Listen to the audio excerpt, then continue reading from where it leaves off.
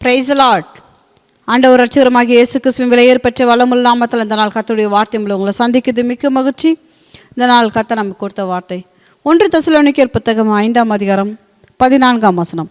மேலும் சகோதரரே, நான் உங்களுக்கு போதிக்கிறது என்னவென்றால், ஒழுங்கில்லாதவர்கள் புத்தி சொல்லுங்கள், திடனற்றவர்களை தேற்றுங்கள், பலவீனரை தாங்குங்கள், எல்லாரிடத்திலும் நீடிய சாந்தமாக இருங்கள். அப்போஸ்தலனாகிய பவுல் தெசலோனிக்கே சபை மக்களுக்கு என்ன சொல்றாரு?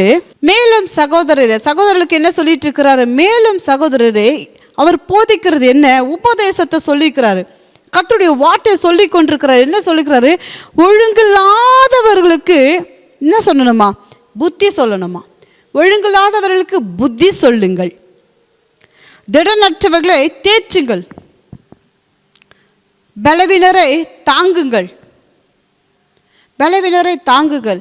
எல்லாரிடத்திலும் என்ன இருக்குங்க? சாந்தமாக இருங்கள். எல்லாரிடத்துல சாந்தமாக இருங்கள். ஒழுங்காக இல்லையா? புத்தி சொல்லுங்கள். பெரியவர்களாக இருக்கிற நீங்கள், சத்தியத்தின் படி சத்தியத்தில் மெச்சூர்டாக இருக்கிறவங்க, சத்தியத்தில் பிள்ளைகள் வளர்கிறதுக்கு புத்தி சொல்லுங்கள். கர்த்தருடைய வார்த்தையை சொல்லி புத்தி சொல்லுங்கள். புத்தி சொல்லுங்கள். கர்த்தருடைய வார்த்தையை சொல்லி அவர்களுக்கு புத்தி சொல்லுங்கள். திடனற்று போயிருக்கிறாங்களா? அவர்களை என்ன சொல்லணுமா? தேற்றுங்க. கவலைப்படாதீங்க, கர்த்தர் இருக்கிறார். அவருடைய வார்த்தை சொல்லி தேற்றுங்கள். அவருடைய வார்த்தை சொல்லி தேற்றுங்கள். பலவீனரை தாங்குங்கள், உதவி செய்யுங்க. பலவீனமாக இருக்கிறவங்களுக்கு உதவி செய்யுங்க. எல்லாரிடத்துலையும் சாந்தமாக இருங்கள். அவர் செய்தார், அதை போதிக்கிறார். அப்போஸ்தலனாகிய பவுல் கர்த்தருக்குள் அப்படியாப்பட்ட ஊழியத்தை செய்து கொண்டிருக்கிறாரு. அவர் செய்து கொண்டிருக்கிற அதே சத்தியத்தை, கர்த்தர் விரும்புகிற அதே சத்தியத்தை சபைகளுக்கு சொல்லுகிறாரு. ஒழுங்கில்லாதவர்களுக்கு புத்தி சொல்லிட்டு வந்தார். திடனற்றவர்கள் அவர் தேற்றினார். பலவீனரை தாங்கினார். பரிசுத்தவான்களை தாங்கினார், பலவீனரை தாங்கினார். எல்லாரிடத்துல சாந்தமாக இருந்தார்கள். அழகான மொழிபெயர்ப்பு சொல்லிட்டு, சகோதர சகோதரிகளை உழைக்காத மக்களை எச்சரியுங்கள், அஞ்சுகிறவர்களை உற்சாகப்படுத்துங்கள், பலவீனர்களுக்கு உதவி செய்யுங்கள். அன்பானவர்களே, நாங்கள் உங்களுக்கு தரும் அறிவுரைகள் இதுவே. சோம்பேறிகளுக்கு அறிவு புகட்டுங்கள். ஒரு மொழிபெயர்ப்பு சொல்லப்பட்டிருக்கு, சோம்பேறிக்கு அறிவு புகட்டுங்கள். மன தளர்ச்சியற்றவர்களுக்கு, இன்றைக்கு அநேக சோர்வு மதியில் இருக்கிறாங்களா, அவர்களுக்கு மன தளர்ச்சியற்றவர்களுக்கு ஊக்கம் மூட்டுங்கள். கர்த்தர் நல்லவர், உங்களோடு கூட இருக்கிறார். உங்கள் பாடுகளில் தேவனுடைய உதவி உங்களுக்கு கிடைக்கும். கர்த்தர் உங்களோடு கூட இருக்கிறார். எல்லாவற்றிலும் மீண்டு வர உதவி செய்வார். தேவைகளை சந்திப்பார். மன தளர்ச்சி உற்றவர்களுக்கு ஊக்கமூட்டுங்கள், வலுவுற்றோருக்கு உதவுங்கள், எல்லாரோடும் பொறுமையாக இருங்கள். அழகான மொழிபெயர்ப்பு சொல்லப்பட்டிருக்கு. சகோதர சகோதரிகளே, சும்மா இருப்பவர்களுக்கு எச்சரிக்கையும், இடையூறு விளைவிப்பவர்களுக்கு எச்சரிப்பும், மன சோர்வடைந்தவர்களை ஊக்குவிக்கவும், பலவீனருக்கு உதவும், அனைவரிடம் பொறுமையாக இருங்கள். இந்த வேதம் சொல்லப்பட்டிருக்கு. இந்த கடைசியில் தான் எனக்கு ரொம்ப பிடிச்ச வசனமாக இருந்தது, ரொம்ப பிடிச்ச வார்த்தையாக இருந்தது. அனைவரிடமும் பொறுமையாக இருங்கள், எல்லாரிடமும் பொறுமையாக இருங்கள், மனிதர்களிடமும் பொறுமையாக இருங்கள், அனைவரிடமும் பொறுமையாக இருங்கள், மனிதரிடமும் பொறுமையாக இருங்கள், எல்லாரிடமும் பொறுமையாக இருங்கள். இன்னொரு அழகான ஒரு மொழிபெயர்ப்பு சொல்லப்பட்டிருக்கு. உங்கள் கோபத்தை கட்டுப்படுத்துங்கள். இந்த வார்த்தை உள்ளத்துக்குள்ள, எப்போதும் உங்கள் கோபத்தை கட்டுப்படுத்துங்கள். இன்றைக்கு எல்லாராலும் முடியாத ஒரே காரியம் என்ன தெரியுமா? உங்கள் கோபத்தை கட்டுப்படுத்துங்கள்.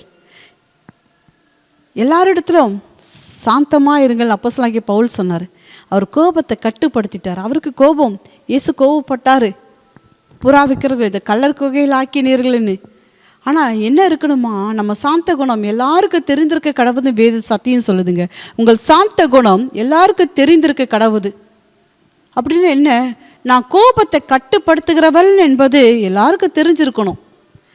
அவங்கள பற்றி சொல்லனா சுள்ளுன்னு மூக்கு மேலே கோவம் வருங்க, பயங்கரமாக சுட்டுன்னு விழுவாங்கங்க. சிலர் பற்றி சொல்லும்போது சுள்ளுன்னு கோவப்படுவாங்க. ஐயோ, நான் போய் பேச மாட்டேன், அவர் கேட்கவே மாட்டேன், அவ்வளோ ஒரு கோவக்காரர், மூக்கு மேலே கோவம் வருங்க, முன்கோபிங்க அவர். அப்படி சிலரை பற்றி சொல்கிறது உண்டு. எதுக்காக? அவங்களுடைய குணாதிசயங்களை வெளிப்படுத்துறதா இருக்குது. ஆவின் கனிகளை வெளிப்படுத்துகிறவர்களாக நம்ம இருக்கணுங்க.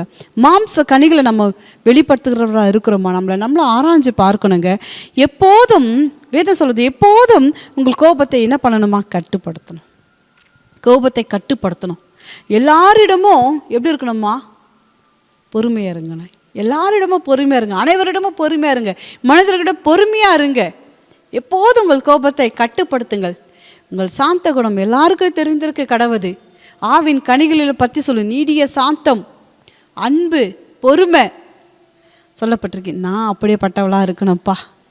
நான் அப்படி இருந்துட்டு ஒழுங்கில்லாதவர்களுக்கு புத்தி சொன்னால் நிச்சயம் கேட்பாங்க. திடனற்றவர்களை நான் தேற்றினா நிச்சயம் கேட்பாங்க. பலவினருக்கு நான் உதவி செய்வேன். என் குணம் சாந்த குணம். நான் அப்படிப்பட்டவளாக இருக்கணும் ஆண்டவரே, நான் அப்படிப்பட்டவளாக இருக்கணும் ஆண்டவரே. அவர் புத்தி சொன்னார் பாருங்களேன். சகோதர சகோதரிகளுக்கு அவர் போதக பண்ணினார். என்ன ஒழுங்கில்லாதவர்களுக்கு புத்தி சொல்லுங்கப்பா. அவங்க என்ன நம்மளுடைய சாந்த குணம் தெரியலன்னா நம்ம போய் புத்தி சொல்லும்போது, ஃபஸ்ட்டு உன்னை மாற்றிக்கப்பா, திரும்ப ரிப்பீட்டாக நம்ம கேட்பாங்க. அப்போது நம்ம சாந்தமாக முதலாவது நம்ம சாந்த குணமுள்ளவர்களாக இருக்கும்போது, அப்பா ஏழை எளியவர்களை நம்ம உதவி செய்யலாம், பலவினரை தாங்கலாம், திடனற்றவர்களை தேற்றலாம். ஒழுங்குள்ளவர்களுக்கு புத்தி சொல்லும்போது நிச்சயம் கேட்பாங்க. நம்ம கிறிஸ்துவின் முன்மாதிரி, நம்மளுக்கு முன்மாதிரியானவர் அவர் தான். அவரை நம்ம ஃபாலோ பண்ணணும். அதை தான் அப்போஸ்தலனாகிய பவுல் அவரை ஃபாலோ பண்ணினார். சபைகள் தோறும் சகோதர சகோதரிகளுக்கு பரிசுத்தவான்கள் அநேக பிள்ளைகளை அவர் எழுப்பினார். அன்பு தெய்வஜனமே, யோபின் பொறுமையை குத்தி யாக்கோபு புத்தகத்தில் வாசிக்கிற மோசே பூமியுள்ள சகல ஜனங்களிலும் சாந்த குணமுள்ளவனாக இருந்தான். இன்றைக்கும் எப்போதும் உங்கள் கோபத்தை கட்டுப்படுத்துகிறவர்களாக நீங்கள் இருக்கணுங்க. நீங்கள் கோபத்தை கட்டுப்படுத்துகிறவர்களாக இருக்கும்போது நம்ம வாழ்க்கை அருமையாக இருக்குங்க. நற்சாட்சி பெற்றவர்களாக நம்ம இருப்போங்க. நிச்சயம் நற்சாட்சி பெற்றவர்களாக இருப்போம். அநேகர்களுக்கு கர்த்தருடைய வார்த்தையை சொல்லும்போது, புத்தி சொல்லும்போது, உதவும் போது, தேற்றும் போது, ஆற்றும் போது, புத்தி சொல்லும்போது அவர்கள் அதை ஏற்றுக்கொள்வார்கள். இன்றைக்கு நம்ம எப்படியாப்பட்ட சாட்சி உள்ளவர்களாக இருக்கிறோம்? எப்போதும் கோபத்தை கட்டுப்படுத்துகிறவர்களுமா இருக்கிறோமா? எல்லாரிடத்துல பொறுமை உள்ளவர்களாக இருக்கிறோமா? எல்லாரிடத்துல சாந்தம் உள்ளவர்களாக இருக்கிறோமா? நம்மளை ஆராய்ந்து பார்க்கணும் என்று கர்த்தர் இந்த நாளில் பேசி கொண்டிருக்கிறார். நம்மளை முழுமையாக அர்ப்பணிப்போமா? அன்பின் ஆவியானவரே, கேட்ட சத்தியத்தின் படியப்பா, நாங்கள் எல்லாரிடத்திலும் பொறுமை உள்ளவர்களாய் அருமையான வாழ்க்கை வாழ்கிறவர்களாய் எங்களை அர்ப்பணிக்கிறோமப்பா. அந்த பொறுமை அருமையான வாழ்க்கையை கொண்டு வரோம்ப்பா. அருமையான ஊழியத்தை கொடுத்துருக்குறீங்களப்பா. நான் பொறுமை உள்ளவள் என்று அருமையான ஊழியம் செய்யும்படி அருமையான மகனாக என்னை தெரிந்து கொண்டிருக்கீங்களப்பா. அருமையான மகளாக என்னை தெரிந்து கொண்டிருக்கிறீங்களப்பா. ஆண்டவரே, அந்த பொறுமை என்ற அருமை தெரியாமல் வாழ்ந்த என் கண்களை திறங்கப்பா. அப்போ அந்த பொறுமை எவ்வளோ பேர் அருமையான வாழ்வை, ஒரு பிரகாசத்தை, வழிகாட்டுதல் எனக்கு கொடுக்கும் என்பது அறியாமல் இருந்த என்ன நான் வெறுமையாக போயிடாதபடிக்கு அப்போ அப்படி வார்த்தை கொண்டு எனக்கு புத்தி சொன்னீங்களப்பா. அதற்கு ஸ்தோத்திரம் ஐயா. உமக்கு நன்றி செலுத்துகிறோம் அப்பா. எல்லாரிடத்திலும், எல்லா மனிதனிடத்திலும், அனைவரிடத்திலும் அப்பா எப்போதும் கோபத்தை கட்டுப்படுத்துகிறவர்களா, சாந்தமுள்ளவர்களாய் நாங்கள் இருக்க எங்களை அர்ப்பணிக்கிறோம்ப்பா. அந்த பொறுமையோடு கர்த்தர் கொடுத்த அந்த அருமையான ஜீவித்தை ஜீவிக்க முழுமையாக அர்ப்பணிக்கிறோம். கேட்குற ஒவ்வொரு பிள்ளைகளுக்காய், கீழ்ப்படுகிற ஒவ்வொரு பிள்ளைகளுக்காய், கடைப்பிடிக்கிற ஒவ்வொரு பிள்ளைகளுக்காய் கர்த்தரை ஸ்தோத்தரிக்கிறோம். இயேசுவின் நாமத்தில் பிதாவே, ஆமென், ஆமென். ஹலே அன்பு தேவஜனமே, நம்ம பொறுமையாக இருப்போம். அருமையான வாழ்வு கிறிஸ்துவுக்கென்று வாழ்வோம். ஹல்லேலூயா. God bless you. Have a blessed day.